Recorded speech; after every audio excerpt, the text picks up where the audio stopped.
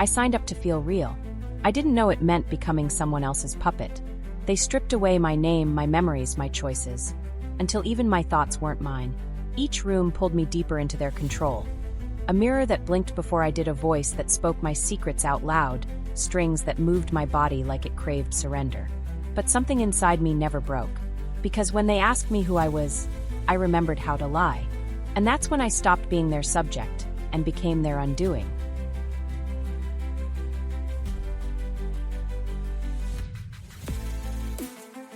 Welcome to the Skillful Art of Manipulation podcast. If you haven't already, please consider following us on your favorite podcast platform. Today we present to you Marionette. Let's dive into this thrilling narrative together. Chapter 1, The Interview. I don't remember applying. That's the first thing I thought as I sat there, legs crossed too neatly, hands folded too precisely in my lap. Like someone had placed me here, posed me even. My name was on the sign-in sheet in perfect cursive, but I couldn't recall ever writing it. Maybe I sleepwalked into this. Maybe I had some kind of blackout. Maybe this wasn't real. The waiting room was sterile in a way that didn't feel accidental. Everything was white, too white. The walls, the ceiling, the couch beneath me, which didn't even have creases. The only color came from a single red dot on the far wall. A camera. Watching. Always watching. There were no magazines. No clock. No receptionist. Just silence. Heavy, intentional silence. The kind that presses against your ears and makes you aware of your own breathing, your heartbeat, your every tiny movement. I thought about leaving. I should have. My body even leaned toward the door, like it still remembered how to flee. That's when the voice came through the intercom, calm, measured, unmistakably male. Come in. The door clicked open. Not all the way. Just enough to imply that it wanted me. So of course I went in. The hallway was darker than it should have been. The kind of dim where your eyes never fully adjust. I walked with my arms close to my sides, shoulders tight, pulse quickening with every step. I felt like a ghost in someone else's dream. At the end of the hall was a glass door. Etched into it was a single word. Observatory. The door opened without me touching it. I stepped into a room made entirely of glass, perched like a cube at the very top of the building. Every wall, every panel crystal clear. I could see the entire city stretched out beneath me. Cars like ants, people like specks. The sky was gray, restless, as though it, too, wasn't quite sure what was about to happen. And then I saw him. He was standing by the window, back turned to me, hands folded behind him like some kind of stage director waiting for the curtain to rise. Tall. Still. Impossibly calm. I've been watching you, he said without turning. His voice was sharp but smooth, like a scalpel wrapped in velvet. I don't remember applying for anything, I said, and even as the words left my mouth, I realized how small my voice sounded. How uncertain. That's because you didn't, he replied. You were selected. Curated. Found. I hesitated. Found. Finally, he turned to face me. He didn't look how I expected. No lab coat, no clipboard, no disheveled genius hair. He wore a black turtleneck and slacks, simple, elegant. Like he belonged to some other time. His face was ageless, but not in a youthful way. More like he had decided aging was beneath him. Tell me, he said, gesturing toward the sleek, low chair across from him. Do you feel real? The question knocked the wind out of me. I sat down, heart suddenly racing. I guess so. He smiled, just barely. You hesitated. I looked away, ashamed. Why was I ashamed? I didn't even know this man. I'm not here to judge, he said softly. I'm here to offer you something. A path. A chance to become whole. The words landed with eerie weight. I tried to laugh it off. This is starting to sound like a cult. He didn't laugh with me. A cult demands worship. I demand truth. I shifted in my seat, uncomfortable. What is this place? He didn't answer me. Instead, he walked to a minimalist desk in the corner, picked up a single piece of paper, and returned. I only ask one question, he said. One that most people never bother to answer honestly. He handed me the paper. There was nothing on it but one typed sentence. Do you want to feel real? No fine print. No disclaimers. No details about what came next. I looked up at him, waiting for more. You won't remember this conversation after today, he said quietly. But you will remember how you felt. What happens if I say no? I asked. He gave a slow blink, then tilted his head. No one ever does.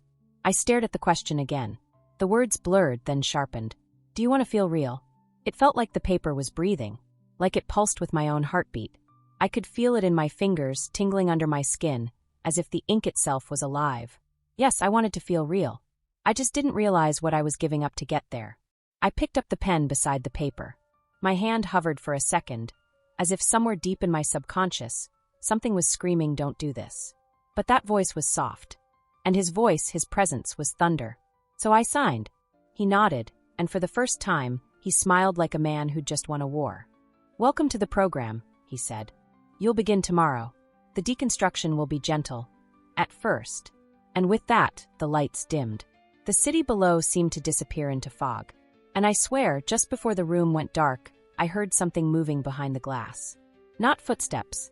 Strings. Chapter 2, The Rooms. They told me there were 7 rooms. But no one showed me them. No doors labeled in gold. No guiding hand or map. Just a single corridor that seemed to stretch far longer than it should, lined with silent, numbered doors that weren't marked with numbers. They were labeled with questions. Who are you? What do you hide? What do you need? Who must you betray? What will you become? The 6th and 7th doors were blank. Just black with no text. No prompt. As if by then, the questions wouldn't need to be asked, they'd be answered. They told me the rooms weren't for testing. They were for unraveling. Not in the dramatic sense, not like tearing fabric, but in a quieter, more surgical way. I wouldn't notice when it started. I'd only know after the seams had come undone. That's what they said in the orientation, though they never used that word, orientation. It was more like a ritual. They called it a preparation. A woman in all white spoke to me in a voice like lullabies and eulogies. "You've signed the contract, and now we will begin the removal of external illusion," she said. Not illusion, external illusion. Meaning the lie wasn't in the rooms. The lie was me. They stripped me of my belongings. Clothes, phone, wallet, even my earrings. They didn't ask me to undress, they simply waited. Like they knew I would. And I did. Slowly. Hesitantly. I folded my clothes and placed them in the bin labeled ego. I was given a plain, gray uniform. No tags. No buttons. Just smooth fabric that fit without clinging. Somehow it knew my size. Or maybe it just reshaped me to fit it. Then they led me to the first door. The first question. Who are you? I paused in front of it, stomach tight, throat dry. The woman didn't speak again. She just stood there with her hands clasped and her face blank, like a mannequin that hadn't been programmed with emotion. The door opened on its own. I stepped through, and found myself swallowed by white. Room 1 was pure, blinding white. Not just in color, but in sensation. It had no shadow. No depth. The floor was white. The walls were white. Even the air felt blank. I couldn't tell how big it was. I couldn't even hear my own footsteps. There was no furniture. No exit I could see. No sound. Except for the mirror. It stood in the center of the room. Freestanding. 8 feet tall and framed in chrome. But it wasn't really chrome. It didn't reflect anything but me. Not the room. Not the space around me. Just me. Except not quite. I stepped closer, and the edges of my reflection shifted. Not a lot. Just enough to confuse the brain. My face looked longer, like my jaw had narrowed. My left eye was ever so slightly lower than my right. My spine looked like it curved too far to the left, like a question mark trying to correct itself. I tilted my head. The mirror tilted back, delayed by half a second. I lifted my hand. It lifted too, hesitant, not mirroring but mimicking. The lights grew brighter. Painfully so. I squinted, and the version of me in the glass squinted faster. That's when the silence broke. "Describe what you see," said a voice from above. Not the professor. Someone else. Cold. Robotic. I turned in a slow circle. There was no speaker. No vent. Nothing the voice could have come from. The ceiling blended with the walls. "Your answer is required." I looked back at the mirror. My reflection was gone. In its place was a child. A girl. Maybe 7. Wearing a faded pink dress. Barefoot with knees scraped raw. Her hair was tangled, her face tight with fear. She stared at me like she knew exactly who I was and hated me for it. "What do you see?" the voice repeated. I couldn't lie. I tried, but the words wouldn't come. "Myself," I whispered. The child in the mirror blinked. Slowly. Sadly. "Incorrect," the voice said. "That was someone you left behind. Try again." The image changed. Now I saw myself, but different. Taller. Stronger. Standing straight with eyes that didn't flinch, even under this lighting. She wore a black suit. Red lipstick. She looked like someone who never hesitated. Someone who had never once apologized for taking up space. Who is this version? The voice asked. I don't know. Liar. The lights flickered. The image morphed again. This time it was me now, but crying. Mascara smeared. Mouth open in a scream I couldn't hear. She looked so small. So helpless. I backed away. The mirror followed me. I turned to run. There was nowhere to run. Just endless white. No seams. No corners. Nowhere that moved. You are not the one asking the questions, the voice said. I dropped to my knees. I don't know why. It just happened. Like my body was giving up before my mind could object. And then the mirror spoke. Not the voice above, the mirror itself. My own voice coming from the girl inside. You don't know who you are, she said softly. That's why you came here. And suddenly I did remember something. Not how I applied. Not how I got here. But why? I remembered waking up every day feeling like I was wearing someone else's skin. Like my life was a role I'd been cast in without auditioning. I remembered nights lying awake, staring at the ceiling, wondering if I'd ever said anything truly original, or if every word that came out of my mouth was just a reflection of someone else's expectations. I remembered standing in front of mirrors back home and not recognizing myself. Fixing my hair anyway. Applying makeup anyway. Going to work anyway. Because that's what puppets do. They go anyway. End of session 1, said the voice. The lights dimmed instantly. The mirror vanished into the floor without sound. I stood up slowly, blinking hard. There was a door now. Seamless and white but open. On the wall beside it, another question had appeared. What do you hide? I stepped forward. Because the unraveling had begun. And some part of me, dark and buried and aching, wanted to be undone. Chapter 3, The Stranger in My Skin. By room 3, I stopped recognizing my own thoughts. It didn't happen all at once. There was no moment where I gasped and realized I was thinking in someone else's voice. It crept in like fog under a door. One subtle shift at a time. A sentence I didn't remember forming. An idea I couldn't trace. A laugh that didn't sound like mine anymore. They'd given me no clock, no calendar. I had no idea how long I'd been inside the program. Time had become a suggestion, one I no longer had the authority to decline. I woke up to darkness again. Not sleep, reset. They didn't let you drift off naturally. You never got to curl under a blanket and blink into dreams. One moment you were alert, the next you were waking up on a cold surface, eyes dry, throat raw, like you'd been screaming into nothing for hours. Room 2 had left me shaken. It had taken something from me. Not just the mirror. Not just the voice. Something deeper, some essential sense of self. I felt emptied, and yet lighter. That scared me. Now I stood before the third door. It had a question etched into it like a wound. What do you need? I didn't know how to answer that. I didn't know who I was supposed to be anymore. How could I know what I needed? The door slid open before I could finish that thought. The room inside was unlike the others. It had color, warmth. There was a low hum playing from invisible speakers, something that sounded almost like jazz. The lighting was soft and amber, like candlelight filtered through whiskey. And there was a table, 2 chairs, 2 cups of tea, still steaming. And sitting across from one of them, me. No, not me exactly, but close enough to knock the breath from my lungs. She looked like I used to look back before this place started slicing pieces off me. Same hair, same posture, same nervous hands. Even the same little scar near her eyebrow from when I fell off my bike at age 10. I didn't move. I couldn't. She smiled. A small, knowing smile. I was wondering when they'd send you in, she said. Her voice was mine. Not just the same tone. The same cadence. The same pauses. Like an echo of something I hadn't said yet. I swallowed hard and stepped toward the table. What is this? I asked. She shrugged. Call it calibration. I hesitated, then sat across from her. The chair was warm, like someone had just gotten up from it. The tea smelled like lavender and citrus, comforting, nostalgic. I don't understand, I said. Not yet, she replied. But you will. She reached forward and took a sip of tea, eyes never leaving mine. You remember me, she continued. You remember being me. But you're not me anymore. You're something they're building. Something new. That's why I'm here, to see what's left. Her words hit me like a slap through glass. I don't understand what that means, I said again, quieter this time. You will, she repeated, then leaned forward and whispered. They gave me your memories. I stared at her, lips parting. That's not possible. She smiled again, softer this time. Isn't it? You told them everything, remember? During debriefs. The confessional interviews. Room 2. The way your mother used to look through you. The teacher who said you were forgettable. The boy who left. The night you stopped eating for 3 days just to see if anyone would notice. She sipped again. They notice now. I felt nauseous. Cold. I pushed the tea away without drinking it. Who are you? I whispered. I'm the version they'll replace you with. Once they're done testing. Silence hung between us like a noose. That's not real, I said. You're just another hallucination. A trick. She chuckled, and it sounded just like the laugh I used to have before I learned how to laugh quieter. I thought the same thing, she said. At first.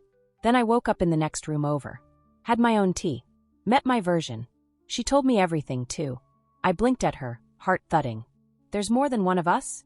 She nodded. As many as they need. I wanted to scream. To shake the table.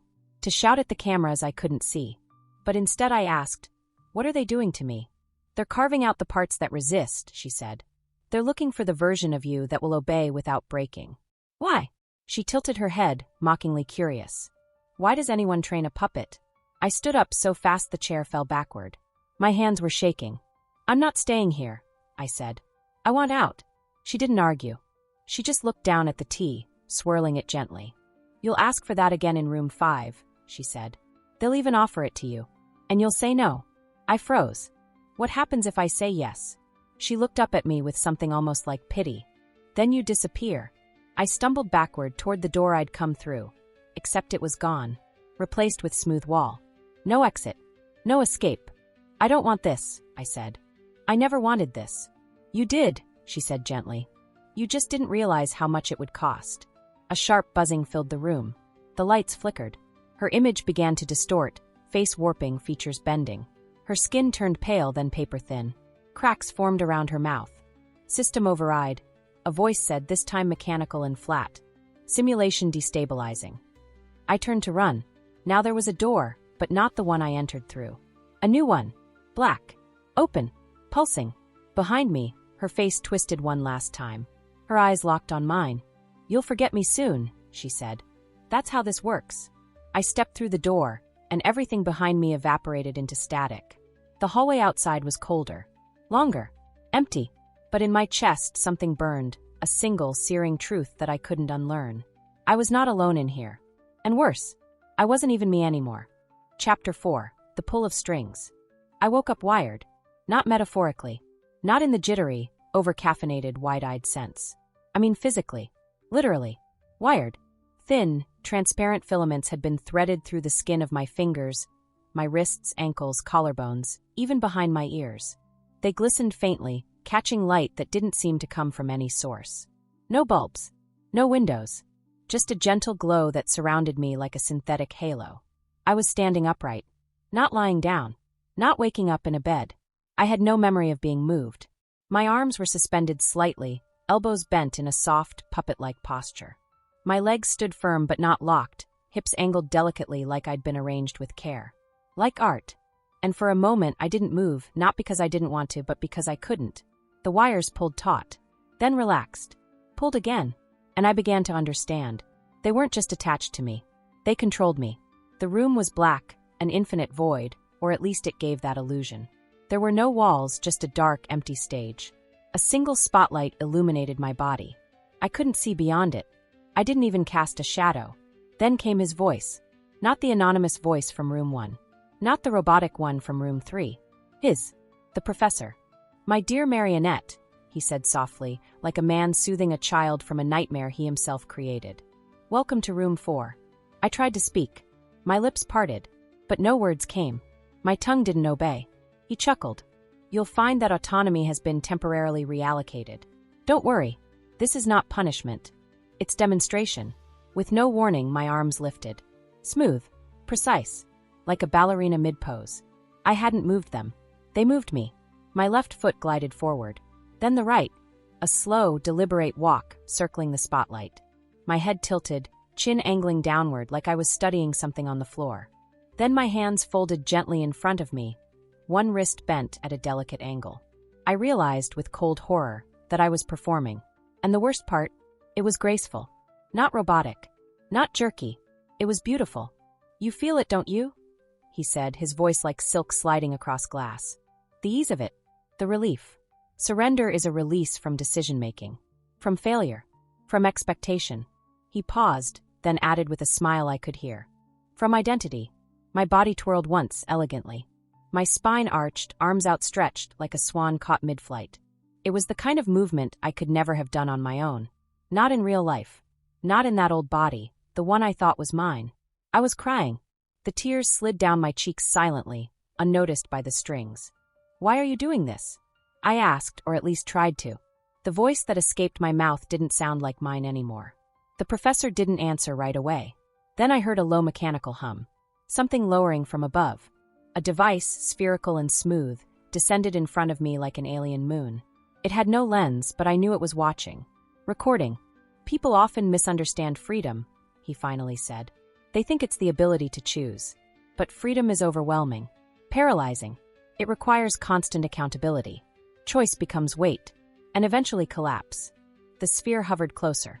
A soft red glow pulsed beneath its shell. "So we remove the choice," he whispered.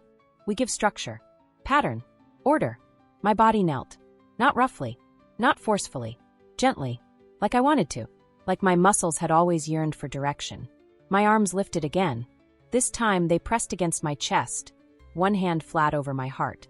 My fingers moved on their own, tracing small circles over my sternum. It felt good. Unnervingly good. I gasped. A soft, involuntary sound that sent heat rushing up my neck. The wires responded, tightening slightly. Not painful. Just present. "You feel the pleasure of obedience," the professor said. "It's primal. Cellular. You've been taught to resist it. But deep down, your body has always known." I wanted to scream that he was wrong. But I couldn't. Because a small, shameful part of me agreed with him. This control, it felt like being held. Like being seen. Like finally having the noise inside me silenced by something larger, more complete. I was no longer alone inside myself. The sphere tilted. A blue light replaced the red. "You see, my dear," he continued, "we're not building puppets. Puppets require puppeteers. We're creating a new model of human. One that wants to be moved. That finds serenity in direction." My head tilted back. My mouth opened. My voice whispered something. "I'm not real without you." I didn't say it. But I did. My voice. My mouth. My words. But not my will. The strings buzzed gently, and I felt something new praise. Like electricity laced with approval. My skin tingled. A reward. He was training me. And I was responding. "You're learning so quickly," he said, pleased. "You are an ideal candidate." He stepped into the light at last. I saw him, really saw him. Impeccable posture. Dark eyes that glittered with amusement and calculation. He looked at me the way a sculptor looks at his masterpiece. With pride. With obsession. "I told you on day one," he said. "You signed because you wanted to feel real. That's what I'm giving you. Purpose. Shape. A place within the system." He stepped closer. His shoes were silent. "You should thank me." I wanted to spit in his face. I wanted to bite his throat. Instead, my body bowed, forehead to floor, palms flat in supplication. "I thank you," I whispered. And I felt the ecstasy of compliance. The strings released me suddenly. I collapsed, gasping. The rush of freedom was sickening. He turned away. "You'll crave the strings soon enough," he said. "We all do." The light shut off. The wires detached with a soft click, vanishing into the ceiling above. And I was left there, trembling in the dark. Not in pain, but in mourning, because I had felt peace in that control. And now that it was gone, I wanted it back. Chapter 5, The Echo Chamber. Room 5 didn't have walls. It had voices. Not sounds. Not music. Just voices. Mine mostly. At first, the room seemed empty. Pitch black, like I'd been swallowed by something too large to understand. No corners. No floor I could see. I could feel the surface beneath my feet, but even that sensation felt too distant to trust. Then the whisper came. My own voice. A younger version. "Please don't leave me." I froze. It was so quiet, so close to the surface of silence that I almost mistook it for a thought. But it wasn't in my head. It was out there. In the air. Surrounding me. Then another voice. "I don't matter." My voice again. Older now. Flat. Resigned. "I ruin everything I touch." I turned in circles slowly, desperately trying to find the source. But there was no speaker. No vent. The sound wasn't directional. It came from everywhere. And then it multiplied. Layer after layer of memories I didn't remember recording. Phrases, confessions, sobs, shame-soaked syllables from nights I spent alone, hating myself. All of them spilled out into the black room like venom. I'm too much. I'm not enough. I should have died when I had the chance. I dropped to my knees. I covered my ears. It didn't help. The sound wasn't traveling through the air. It was inside me. No worse. It was me. You're hearing your own psychological residue, said a voice, different this time. Not mine. Clinical. Detached. It was the professor's assistant. Her voice had a smooth edge like sanded glass. Every subject leaves behind vocal traces. Thoughts spoken muttered, screamed in solitude. We collect them. This room is your archive. I choked on the weight of it. No, I said aloud, barely recognizing my voice anymore. I didn't say these things. Not all of them. Yes, you did, she replied calmly. If not aloud, then inside. That's all that matters. The sound grew louder. It wasn't just voices now. It was breaths. Gasps. The low, rhythmic hitch of panic. The sound of me trying to keep myself together in bathroom stalls and beneath blankets. Quiet sobs. Sharp exhales. Guttural, broken attempts at silence. Make it stop, I whispered. No, she said. You need to listen. You need to remember. I squeezed my eyes shut. The voices didn't care. They crescendoed, building into a storm of sound so loud and so personal that it felt like I was being torn open from the inside. And then, one voice cut through the others. Clear. Measured. Gentle. You'll never be more than this. That one. I remembered. I had said it to my reflection during a particularly bad week, 3 years ago. After a rejection letter. After another silent dinner with my parents. After curling up in bed with makeup still on because I didn't see the point. I'd whispered it into the dark. And now it came back to me like a ghost returning to claim my skin. You're not showing me this to help me, I said, teeth clenched. The voice, hers the assistant's, paused. No, she said. This is not for healing. This is for conditioning. The lights turned on just slightly. Not enough to see the room, but enough to see myself. Dozens of versions of me surrounded me in a circle, each frozen in different states. Crying, laughing, yelling, smiling, kneeling, slumped, hysterical, defeated, holograms, projections, echoes. They stood in perfect, silent stillness as the room filled with noise. Their mouths moved with the phrases spilling through the air. I backed up, stumbled into one. It shattered into dust. I fell, and when I hit the floor it was cold, metallic, real, not some illusion. That's when the new voice started. It wasn't mine. It wasn't theirs. It was his. The professor. Steady, warm, fatherly. I understand your pain, he said. I have felt it. I have watched you carry it for years. The room began to shift, walls forming out of light, gradually revealing panels, blinking circuitry, thin screens with brainwave patterns. I wasn't just being watched. I was being studied. Let me help you, he continued. Let me show you how to silence the voices. My throat constricted. My fingers curled into fists. I don't want to forget who I am, I said. Good, he said. That means the reprogramming is working. You're finally becoming aware. Awareness is the first step toward surrender. The sound dimmed. Slowly. The voices softened. Became whispers again. Then faded altogether. The silence was worse. Because now it was just me. And the memory of everything I'd just heard. Stand, he said. My body obeyed. I didn't want it to. But it did. The silence made it easy to follow. It made rebellion feel like noise. Disruption. Disorder. Standing felt peaceful. Very good, he said. A panel slid open in the wall. A single chair sat inside. It was familiar. Wooden. Upholstered. My grandmother used to have one just like it. I want you to sit, he said. I sat. It smelled like her. I felt warm. Safe. Dissociated. A screen descended in front of me. On it, a short video began to play. It was me, sitting in a chair, smiling. Confident. Clear-eyed. I'm not broken anymore, I said on the screen. Thanks to the program, I've learned who I really am. Then it cut to another version of me. Cleaning a mirror. Reciting daily affirmations. Exercising. Typing. I am productive. I am focused. I am grateful. The montage played on. Each version of me, quieter. Simpler. Less alive. But functional. Efficient. Smiling. You see, the professor said, we are not erasing you. We are refining you. Polishing the dull edges. Sanding down the noise. Soon, you will only hear what we place there. The screen blinked off. The chair slid backward. The door opened. On the wall beside it, a new question blinked in red. Who must you betray? I stared at it, trembling. And I knew the answer was me. Chapter 6, The Rehearsal. Room 6 was a stage. Literal. Hardwood floors polished to a shine so blinding, I saw myself in them before I ever looked up. It was massive. A theater, but also a cage. The walls stretched high above me into shadows I couldn't touch, and directly ahead, a thick red velvet curtain loomed, unmoving. An enormous spotlight hung above, casting a pool of golden light exactly where I stood. The rest of the space remained swallowed in darkness. Rows upon rows of seats sat ahead, hundreds of them, stretching into the abyss. Empty. At least, that's what I thought at first. Until they began to fill. Not by motion. No footsteps. No whispers. Just appearance. One blink, and the first row held 4 people. Another blink, and 2 more rows were full. By the time I exhaled, every seat was occupied. And not by strangers. They were all people from my life. Some dead. Some alive. Some long forgotten.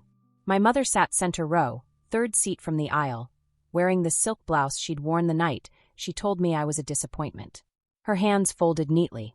Her expression unreadable. My high school counselor beside her, eyes glassy, chewing invisible gum like she had back when she suggested I lower my expectations and consider something more realistic. My ex-girlfriend, my college roommate, my childhood neighbor, my old boss, even my 6th grade math teacher. All of them still. All of them watching me with faces that didn't blink. Statues carved from the deepest shame I'd buried. I turned in a slow circle. The stage was set. The curtain behind me trembled slightly, as if something massive moved just behind it, breathing. Then came the voice. Not the professor's. Mine. I am grateful, it said. I am fixed. I am nothing without you. The words came out of my mouth without passing through thought. I clapped a hand over my lips. I hadn't meant to speak. I hadn't even felt the muscles move. A low hum vibrated under my feet. And then I heard it, applause. Not thunderous. Not even loud. Just enough. The crowd clapped with synchronized rhythm. Mechanical. Unfeeling. Their hands moving in perfect unison, their faces blank. I staggered backward. No, I whispered. This isn't real. But it was. I could feel the heat of the lights, the tightness in my chest, the sting behind my eyes. I didn't know how long I stood there. Then the lights dimmed and the curtain rose. Behind it, screens. Rows of them. Towering. Stretching from floor to ceiling. Each screen displayed a different version of me. One scrubbing a toilet. One typing at a terminal. One nodding obediently in a white room. One whispering affirmations into a mirror. One smiling as she accepted a pill. One blinking in perfect rhythm to a blinking light. I fell to my knees. Because I remembered them. All of them. Not memories exactly, imprints. Glitches. Scenes I'd flickered through during the blackouts. During the training. During the resets. Each of those versions was me, molded to a different shape. Each one a test. Which would break first? Which would comply fastest? Which one could be mass-produced? You've been performing all your life, the professor said. His voice came from the house speakers now. Deep. Resonant. You played the good daughter. The hard worker. The eager student. But no one ever gave you a script. So you improvised. You stuttered. You failed. A sudden gust of cold air swept across the stage. He continued. Here, we give you the lines. We provide structure. A role. A purpose. The spotlight focused tighter. Brighter. Blinding. My body straightened against my will. My arms lifted. A gesture of greeting. My mouth opened. And I began to speak. My name is Subject 53. I have completed 6 weeks of emotional recalibration. I no longer experience doubt, panic, or self-questioning. I no longer dream without permission. I no longer remember my previous attachments. Each word was a violation. Each syllable felt like betrayal poured into my mouth. But I couldn't stop. I was performing. Not for approval. For survival. The lights shifted. The crowd leaned forward. Every head tilting at once. And then I saw her. In the back row. The girl from room 3. The version of me they'd created. The one they said would replace me. But she wasn't clapping. She wasn't smiling. She mouthed a word. Just one. Run. A static crackle filled the air. The projection screens began to glitch. One by one the images stuttered. Froze. Fractured. The version of me typing began to scream. The version of me taking the pill spasmed. The version in the mirror shattered. I looked back to the audience. They were gone. Empty chairs. The spotlight cut out. I was in darkness again. Alone. Except I wasn't. A soft light glowed in the center of the stage. A mirror. Not like before. This one was simple. No distortion. No manipulation. Just me. I walked toward it. I stared. I saw myself raw. Pale. Sunken. Eyelids twitching. Lips cracked. Hair limp. But I was still there. Still breathing. Still inside. "Who are you?" the mirror asked, voice trembling. I didn't answer. Because I didn't know. But I wasn't going to let him answer for me anymore. A low tone echoed, an alert. A panel opened on the floor. A new door. No label. No question. Just black. An invitation. A trap. A test. I walked toward it anyway. Because I knew whatever was on the other side, it was the final act. And I would not end this story as someone else's puppet. Chapter 7. The Final Cut. There was no door to room 7. Just a breath of air. A draft from nowhere. And that impossible hum, like static, pulled through the veins of the building itself. It wasn't silence. It wasn't noise. It was waiting, like the world itself was holding its breath. I stood at the edge of the dark corridor, still shaking from the last room. Still tasting the lines they forced into my mouth. The words they programmed into my throat like code carved into flesh. I thought I was empty, but something remained. Anger. Not the kind that explodes. The kind that simmers, quiet, focused, sharp. Purpose. So I walked forward, one foot after the other, past the threshold that no longer separated anything. Room 7 had no number. No question on the wall. No soothing voice to guide me. No humiliating reflection. No performance. It was a void, but not the kind I'd seen before. Not that theatrical darkness of the other chambers. This was real emptiness.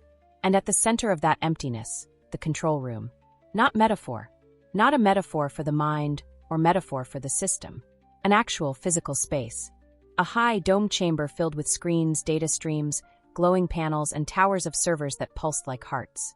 Walls lined with subject files, rows and rows of names, numbers, charts. And in the middle of it all, him, the professor. No longer a voice. No longer an idea. A man. He was seated at a circular console, typing slowly with gloved fingers. Calm. Relaxed. Like this was a Sunday ritual. He looked up as I entered. And he smiled. "You made it," he said, like we were old friends sharing a secret. I didn't answer. My feet moved slowly over the glass-like floor. Beneath it, I could see lights, dancing shapes. Video feeds. Movement. Other subjects? Or ghosts? He gestured to an empty chair across from him. I didn't sit. His smile grew wider. Not kind. Not cruel. Just proud. "You're stronger than the others," he said. "Most don't make it to this room. Some break. Some obey. Some simply disappear." I swallowed hard. "Why me?" His eyes softened, almost sad. "Because you asked to feel real," he said. "And deep down you meant it." He rose from the console slowly, smoothing down his dark jacket. Everything about him was composed. Gentle. Like a surgeon before an incision. "I didn't lie to you," he said. "None of this was a trick. This was clarity. Structure. What we did was remove the noise, the confusion, the endless feedback loop of ego and shame. We stripped away the static of self. And replaced it with you." I spat. He tilted his head, bemused. "With order." I shook my head. "With control." His fingers twitched slightly. And behind me, I heard the locks engage. I turned to find the door gone. The room sealed. The walls thickened with shadow. But I wasn't afraid. Not anymore. Because I saw it clearly for the first time. This wasn't a prison. It was a stage. And I'd been cast in a part one never auditioned for. "I remember room 1, I said, stepping closer. The mirror that blinked before I did. He nodded. A simple test of neurological suggestion. Mild but effective. "Room 2, when my voice echoed things I never said aloud. He smiled. "Residual thought pollution. We extracted your private narratives and externalized them. Useful for behavior modeling. And the puppet strings," I continued. "The pleasure in obedience. The body betraying itself." He sighed like a teacher with a favorite student. "Most find that part liberating." I stepped even closer. Now I could see the lines on his face. The exhaustion behind his eyes. The price of obsession. He was no longer untouchable. No longer mythic. He was a man addicted to control. "You gave me a script," I said. "But you forgot one thing." His smile faded. "What's that?" "I learned how to improvise. And I moved. Not like a weapon. Not like a rebel. But like a mirror. I mimicked the grace he'd trained into me. The poise. The precision. But this time, the strings were mine. I was the puppeteer now. I swept my hand across the panel to his left and found the root directory. The names of every subject. A digital vault of identities. Subject 01, Subject 02, Subject 53, Subject 109, Subject 145. Hundreds. Thousands. You built a factory, I whispered. But you called it a cure. He lunged for the override, but I was faster. I hit the command key. Release protocol initiated. Stop, he hissed, his voice sharper now, desperate. You don't know what you're doing. I turned to face him. No, I said. I finally do. The lights in the chamber began to pulse red. The console blinked with warning scripts. Containment failure. Files decrypted. Subjects reactivated. I could see the screens now, rooms opening. Subjects waking. Wires snapping. Faces once hollow filling with rage, grief, memory. The system was collapsing. He fell to his knees, hands trembling. You think you've won, he gasped. But they'll be lost without this. Chaos will take them. I knelt in front of him. No, I said softly. They'll be free. He reached for something at his hip. One last attempt to shut it down. A failsafe. But I was already moving. I gripped the wire from the back of my neck, the final one they hadn't cut. The one that kept me docile. And I ripped it out. Pain exploded behind my eyes. But beneath the agony was something pure. Silence. For the first time since I entered this place, I was alone in my mind. No noise. No echoes. No commands. I stood tall even as the walls trembled, even as the sirens wailed, even as he wept like a man mourning a religion. And I walked out, through the hallways now illuminated by chaos. Other subjects following, eyes wide, backs straight, unsure, but alive. No one spoke. We didn't need to. We had each heard the same voice for so long. We'd forgotten what it meant to be silent on our own terms. But now we remembered. I reached the exit. The sun blinded me. I blinked into its warmth. And for the first time in what felt like 100 lifetimes, I didn't wonder who I was. I didn't ask what I needed. I didn't wait for instructions. I stepped forward. On my own. No strings. No script. Just me.